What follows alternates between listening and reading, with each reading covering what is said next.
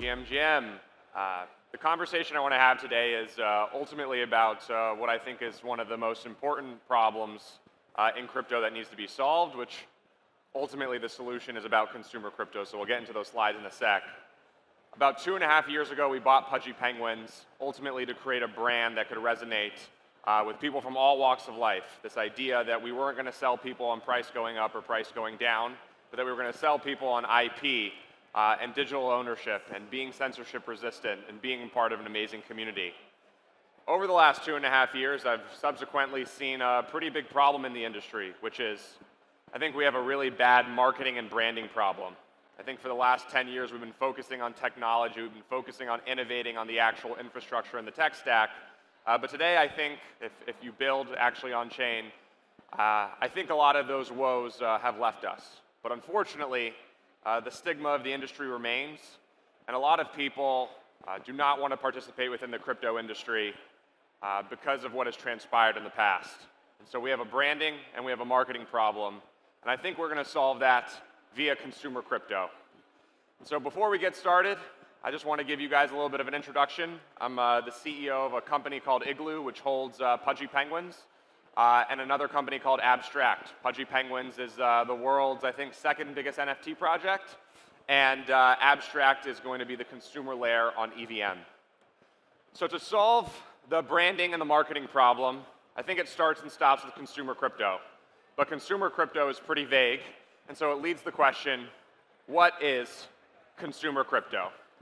I think consumer crypto is blockchain-powered apps that people use in their everyday use. And I actually break this down in 3 phases. I think the first phase around consumer crypto will be predicated around discretionary spending. I think the second phase will be around necessary spending. And the third phase around essential spending. To kind of break down what I think these different phases are exactly, I think the first phase in this case would be discretionary spending. This is the first 50 million users. It's actually pretty interesting because I think right now a lot of people are trying to build in a general purpose approach. And I think this approach is relatively fragmented and I think has created the branding and the marketing problem. Because if you look under the hood of a lot of these crypto projects, it's actually too confusing for the everyday person. And so discretionary spending is this idea around fun or leisurely spending. Or applications and products which people spend their free time basically consuming. And if you actually kind of look under the hood of what I think has been viral and has gained a lot of momentum for consumers within crypto, I think has really been predicated around this phase and this phase specifically. So I'll give you guys a little bit of a breakdown as to what I think discretionary spending looks like in consumer applications around this spending habit. I think it's gaming. I think it's social and creator platforms. I think it's trading. I think it's betting, digital collectibles, and tokenized culture. I think the reason for this is because, one, they're prone to virality, and crypto needs more virality, not around price going up or price going down, but it needs virality around good products that people enjoy. The second one is I think it's naturally easier to sell to consumers. If you kind of look at ththese categories to me are fun. And I think fun is an easy sell, and fun is universal. I think we always talk about Web 2 and Web 3, but fun is a universal emotion, which whether you're in crypto or outside of crypto, we all can resonate with. And naturally, I think it solves a lot of Web 2 problems. So if you guys are not familiar, there's actually a slew of pros around discretionary spending building in Web 2, or a slew of cons that building around discretionary in Web 2 kind of presents. So, I made my career actually building consumer applications and consumer product brands. I've had some of the most successful consumer product brands in the last 5 years, at least in America. And some of the problems that I faced with was first the fees. Again, if you're building with discretionary or around discretionary spending in Web 2, you're getting charged a fee between 3 and 10% depending on the risk of the actual business that you're building. Fun tends to be higher risk and tends to charge a bigger fee. Geo restrictions, chargeback risk, and then natural censorship. If you've ever built fun in Web 2, I think you've had a hard time being censored, whether it's through payment processors or different geo restrictions and things like that. And so I think this is probably the most important frontier that I think we're going to have to face. One that I think we've currently seen success in over the last couple of years, but it's a place that I really want builders and community members to really double down in and try to push the barrier forward, as I think this is the first step in terms of solving our branding and marketing problem. The next one is necessary spending, and so I kind of consider this the road to 250 million users. And so I kind of look at it as a pretty straightforward approach. I think right now, when you're kind of looking at the general purpose approach that we've embodied for a long time, you can't really be good at one single thing. And so if you focus on discretionary spending, if you focus on consumer, once you have a base of 5, 10, 15, 20 million users, it's really easy to upsell them on what I call necessary spending. And so this idea where, I'll give you guys an anecdotal example, but Pudgy Penguins, for example, has 500,000 people signed up to our Pudgy wallet, which people don't even know exist. As that number grows to millions, and they participate within our Web3 product and ecosystem, once that base is big enough, I can then upsell them on savings. I can then upsell them on identity and payments.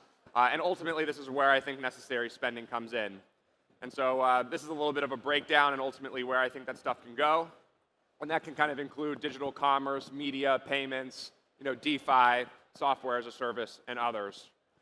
This is kind of a breakdown of what I think the current model around blockchains today. And I actually believe the branding and the marketing and the adoption problem, I put that responsibility on the chains, actually. Most people think chains are just payment rails, but I actually think they're a little bit more than that. I actually think they're the custodians of adoption throughout the crypto sphere. And too many blockchains are building what I call a general purpose model, which, as you can see, if any of you guys are entrepreneurs, which I hope most of you are, it's a pretty big business to tackle, and it's pretty hard to do one of those things well, especially when you have so many different commitments. And so I think the solution is ultimately going to be through a more calculated and less segmented approach, which ultimately I think will probably lead into my next topic, or my next form of spending, which I think is essential spending. So once you break through necessary, this is obviously a world on chain. You can then become general purpose. Once you do one thing really well, you can upsell your audience on different verticals, and then you can then build the next generation of internet economies in which your entire life is powered by the user experience on chain.